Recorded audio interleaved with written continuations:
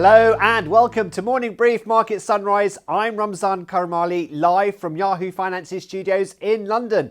It's Monday, 18th August. Coming up on the show, geopolitics takes centre stage as investors' attention turns to Washington, where President Trump hosts Ukraine's president alongside his European allies. The Fed is also in focus. Central bankers across the globe are to descend on Jackson Hole on Thursday. And we'll take a deep dive into what to expect when the big box retailers report earnings later this week. So grab your coffee and let's own the morning.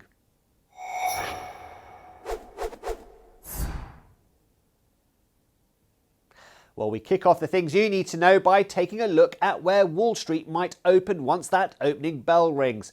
And US stock futures are hovering near all-time highs in a week where geopolitics and news out of the Federal Reserve should shape investor sentiment. We start with geopolitics. Ukrainian President Volodymyr Zelensky and his European allies are arriving in Washington today. They're anxious to find out what Donald Trump committed to at his summit with Vladimir Putin. They're also apprehensive that he'll force Kyiv into making unpalatable concessions. Remember, on Friday, Trump held discussions with the Russian president in Alaska. The US president said after the talks with Vladimir Putin that he'll urge Zelensky to make a quick deal and sounded receptive to the Russian leader's demand that Ukraine give up large swathes of land. But Kyiv and its European allies will want the US president to spell out security guarantees for Ukraine. Overnight on Truth Social, Trump said that the Ukrainian president can end the war, quote, almost immediately if he wants to, and said that today would be a big day at the White House. Next up, and earnings. Big box retailers will be in focus this week. The likes of Walmart, Target and Home Depot all on deck. On Friday, we found out that consumers on the face of it seem resilient. Retail sales grew 0.5% in July, with a pickup in sales at car dealerships and at furniture stores. Online spending also jumped, unsurprising really, as the data coincided with Amazon's Prime Day sales event. But consumer sentiment still remains below where it was late last year. It fell 5% this month, with the University of Michigan reading coming in at 58.6, the first decline in 4 months. It's also a big week for the Fed. Comments from Jerome Powell at the Jackson Hole Symposium, alongside minutes to the Fed's most recent meeting, will be closely watched as investors increasingly anticipate that US interest rate cuts will resume next month. Recent week US jobs data alongside inflation data, which didn't reveal tariffs having a worrying impact on prices, have caused investors to expect that the Federal Reserve will reduce interest rates in September. Powell himself is scheduled to speak at Jackson Hole on Friday. His comments will be eagerly anticipated as investors hope for clues about the interest rate path. Now, Powell's term as chair, as we all know, is coming to an end next May. Economist at Evenflow Macro, Mark Summerlin, is considered a potential candidate to replace him. He believes rates should be cut next month and by 50 basis points. He spoke to my colleagues Julie Hyman and Jennifer Schoenberger. Right. I mean, so if we look at the first half of the year, the economy was growing a little bit over 1%. And, it's not surprising because we had some fiscal contraction coming from the tariffs, and a 4.33% Fed funds rate is just too high. And the market will always tell you what you should be doing or give you pretty good clues. And the inversion in the front end of the curve, meaning that the 2-year bond is sitting about 60 basis points below the Fed funds rate, tells us that we can probably cut by 50 basis points without making the long end go up. And when we got the data revised, we discovered that there was almost no job growth in May and June. And had we got those numbers in real time, the Fed probably would have cut in both June and July. And it's important to market to that data. And so up until that revision, we had strong jobs data, weak GDP. We didn't know which one was true. And then the jobs data got revised into that. On inflation, I support an inflation range of that. I think anywhere between 1% and 3% is on target, because we can't really measure inflation with any precision. And we can't really control it with any precision. And so I'm less worried about inflation really accelerating, especially when we have demand growth a little bit on the weaker side right now. Mark, it's Jennifer here. Curious to your point, if you do think that the Fed needs to play catch up here and cut by 50 basis points, how do you see the rate path for the rest of the year? Are you concerned that we are going to see some major weakening in the economy in the second half of the year, given what you just said about the job market and the prospect of weaker demand?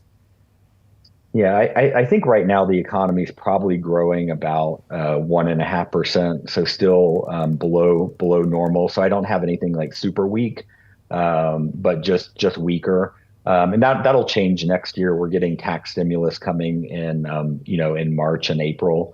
And so what I would do is I would cut 50 basis points, and then we would get new data. We would see how the long end of the curve reacted to that. And then we would decide whether we needed a few more cuts or not after that.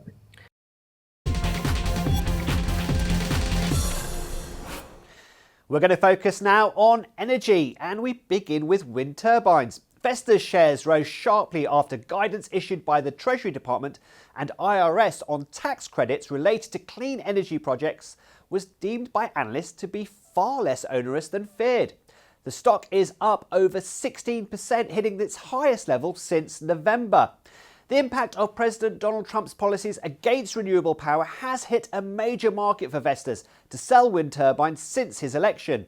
But management of the company said last week that clarity on Trump's tax bill had eased a bottleneck for new orders and that further guidance on the bill's implementation was a final hurdle. With more permissive rules than previously feared, it could open up a wave of wind turbine orders as customers try to access the tax credits while they're still available. Next up, we're going to focus on solar. On Friday, many clean energy stocks surged after the Trump administration released that new guidance on eligibility requirements for tax credits, led by Sunrun, the nation's biggest residential solar installer. It jumped almost a third and is trading higher this morning in the pre-market, up over 2%. Until now, renewable projects were considered eligible for tax credits if developers had spent at least 5% of the planned project's cost. The new rule eliminates the 5% standard for large solar and wind projects, instead requiring developers to prove, quote, physical work of a significant nature has been taking place on an ongoing basis. Okay, turning to a more traditional source of energy now, and oil. Prices are holding steady today as traders wait for clues from that meeting between US President Donald Trump and Ukrainian President Volodymyr Zelensky as they attempt to come to a peace deal to end Europe's deadliest war in 80 years. After those talks in Alaska between Trump and Putin, they did actually climb. Even though the US has hit India with high tariffs, in part for buying Russian oil, after talks, Trump said he did not immediately need to consider retaliatory tariffs on China for doing the same thing. Remember, China, which is the world's biggest oil importer, is the largest buyer of Russian oil, followed by India. Okay, we're going to head for a break now, but when we come back, we'll be taking a deep dive into those big box retailers with our executive editor, Brian Sozzi. Stick with us on Market Sunrise.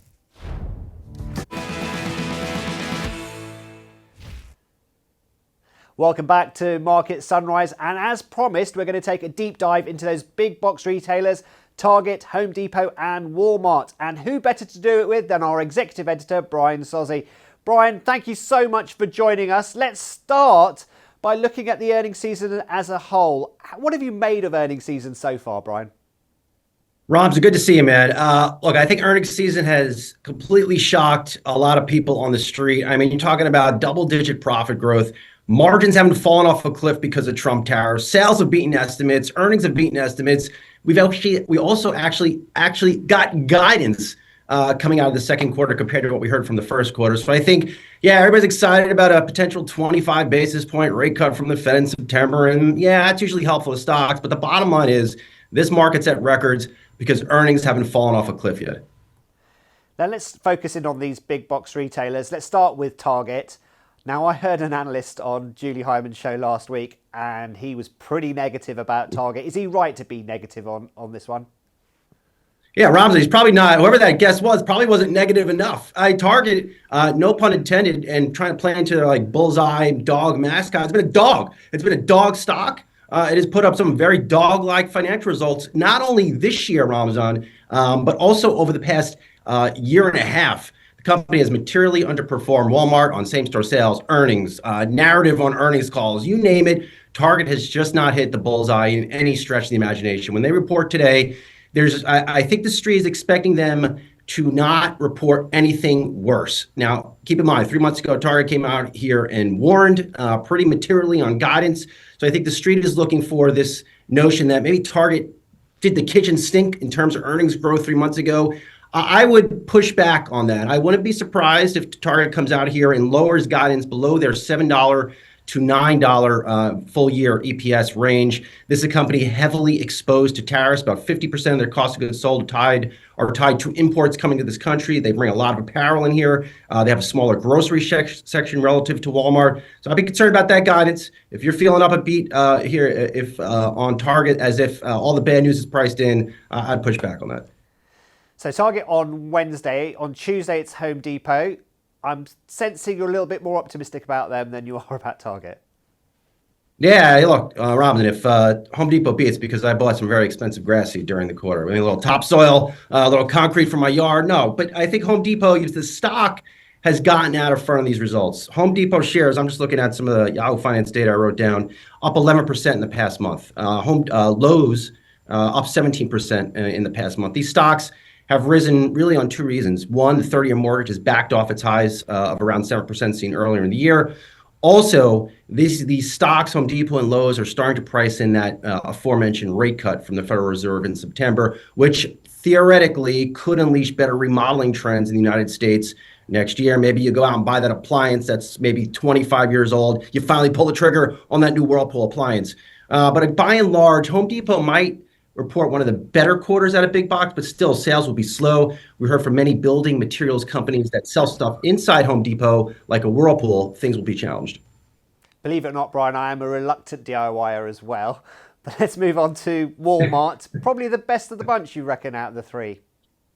Well, you can pick up a good hammer at Walmart too. They are maybe Asda, Ramzan, over there in the UK. Who doesn't love a good trip to Asda? Yeah, Walmart will probably be the best big box retail results out of this whole group, and that would be nothing new. Walmart won the Yahoo Finance Company of the Year award last year because sales were so strong, earnings were so strong. Seemingly every single quarter came in better than expected. Great narrative by CEO Doug Millen and CFO John David Reddy. I think you will hear more of that when the company reports this week. Everybody that is not shopping at Target has gone to Walmart. Their prices are lower. They have a bigger grocery section. Their overall merchandise assortment is just better. Their website works better. So they're checking a lot of box, Ramzan, and I think you'll hear from Walmart a strong sales quarter and probably guidance that is at least reaffirmed. And Brian, we seem to have we do pay a lot of attention to the Mag 7. Are we being a bit harsh on some of these retailers, and maybe we should focus a little bit more on some of them now and again? Well, it's hard to, Walmart, to me, has been a great story for the past 2 years. I mean, what that team has done has been absolutely mind-blowing. New stores, putting more AI in the stores. The website now works. I mean, same-day delivery. They're taking share, I would argue, from an Amazon. So all good things at Walmart. And look, it's just not a sexy story, or as sexy a story, Ramzan, Walmart versus, let's say, a Meta. I mean, Meta is out there spending tens of millions of dollars to hire people to go work on various AI projects. Earnings have been through the roof. They're repurchasing billions of dollars of stock. So Meta, just on paper, and it's not just Meta, it's Alphabet, it's Microsoft. I'm going to put Apple off to the side because they're still trying to figure out AI. Those have just been sexier growth stories, but don't discount Walmart, and they've been doing quite well in terms of fundamentals. And just finally, if there is a miss from any of these three, how big a reaction are you expecting in the markets? I'm going back. Well, look, I'm going back to Target. If Target comes out here and takes down their guidance, which is earnings this year, $7 to $9, they come out here and say, hey, we're reporting $6 potentially this year. I think Target stock is going to get absolutely waxed. And I think they'll be viewed as more company specific than an indictment on the broader market, because I do believe Walmart will come out here and at the bottom line, like I mentioned, reiterate their full year outlook. I think as long as Walmart comes in here, keeps their outlook intact, reports another good quarter, that will be a good signal for the market. It might even justify stock prices continuing to trade at records. Brian Sozzi, our executive editor, first time on Market Sunrise, hopefully not your last. Thank you so much to be for here. your time this morning. Appreciate it. Thanks, Brian. Okay, we're heading for a break now, but when we come back, we'll be taking a deep dive into trending tickers.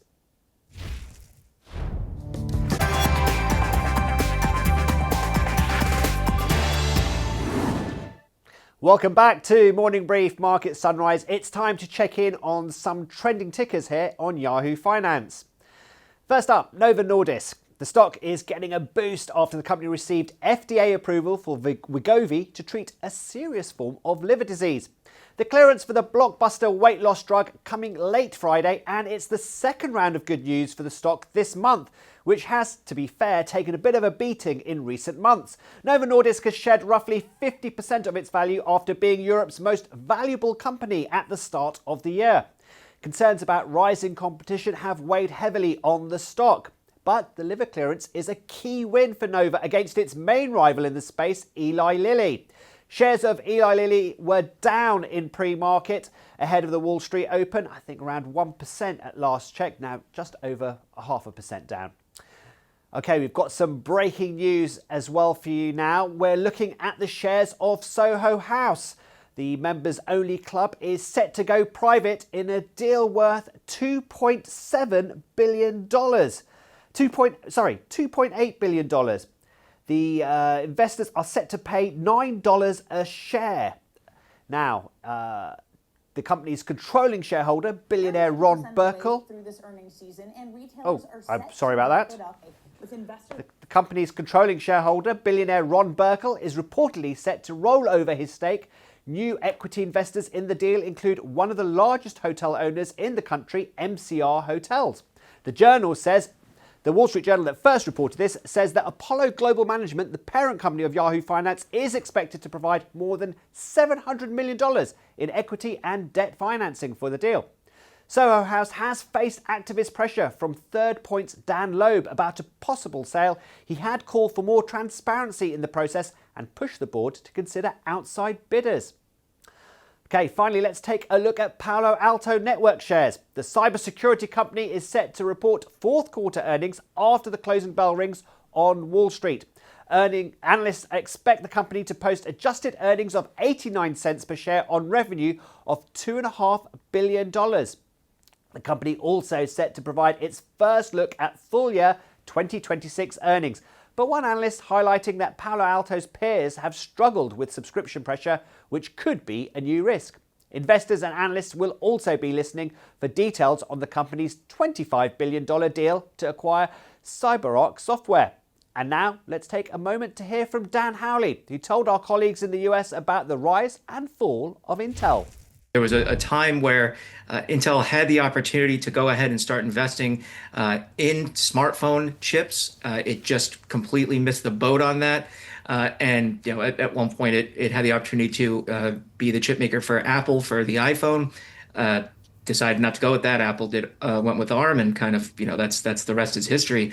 They did try to get into smartphones, by the way, at one point, but they just couldn't figure out how to get it going. The power and battery life wasn't good. It just never really seemed to take off. So they missed out on that. They also missed out on just going into GPUs and AI. They've had opportunities over the years to go into this. They have built in graphics processing in their own chips, but dedicated graphics cards themselves, they never really got into. They tried to more recently under Pat Gelsinger. They still have some, but it's going to take a long time for them to catch up to NVIDIA and AMD. And then obviously just not being able to advance their chip technology along with the likes of TSMC, which really is kind of the leader now when it comes to that chip making process. So they've just missed out on these three big kind of key areas and smaller ones, sure, but really, it started with missing out on mobile and then just going into those GPUs, and then the process technology just isn't there. They're trying to reach it, but it's just not there yet. So Dan, I was taking a look at the charts, the various charts for Intel, stock charts, revenue, net income, and all of it kind of peaked and then started to roll over. Only in the last 4 to 5 years, really, we have seen that happen. Yeah, I mean, look, during the pandemic, it was a boon for them, right? But that was a one-time thing. I hope that that's a one-time thing. But the idea is that, people went out, bought computers because they didn't have computers at home. Maybe they used them at work, or maybe they had them from school, or maybe they needed another one in the house because everybody was stuck at home.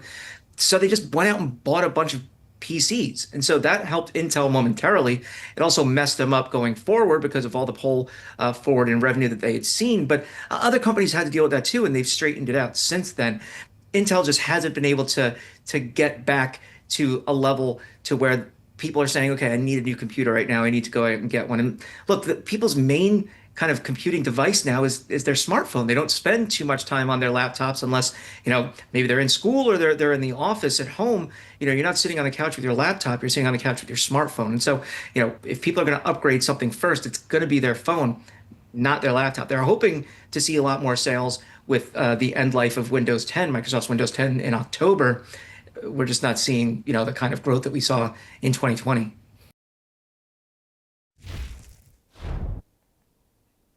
Okay, that's nearly all we have time for on Market Sunrise. But let's have a quick look at where markets stand before we go. We start with Bitcoin, and that's quite interesting actually.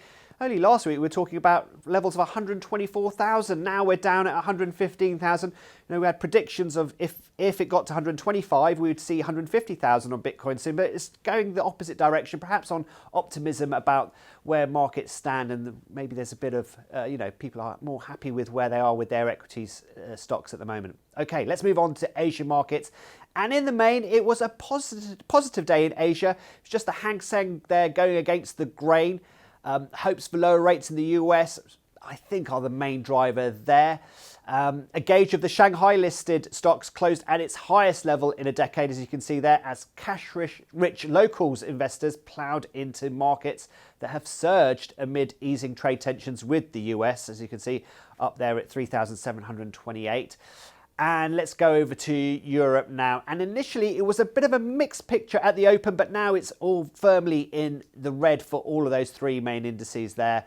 Now, remember, a host of European leaders are set to arrive in Washington, including the leaders of the UK, Germany, France, Italy, and even the president of the European Commission, Ursula von der Leyen herself, arriving in Washington today as well.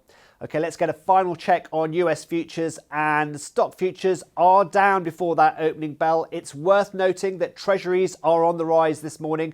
Traders perhaps staying cautious ahead of the Federal Reserve's annual retreat at Jackson Hole later this week, with Jerome Powell's speech keenly watched for guidance on September interest rate cut. Okay, well, that is it for Market Sunrise for this morning. Stay with Yahoo Finance for continuing live coverage of the markets and your money all day on streaming and online. Coming up next, join Julie Hyman ahead of the market open on Morning Brief. I'm Ramzan Karmali. Go own the morning.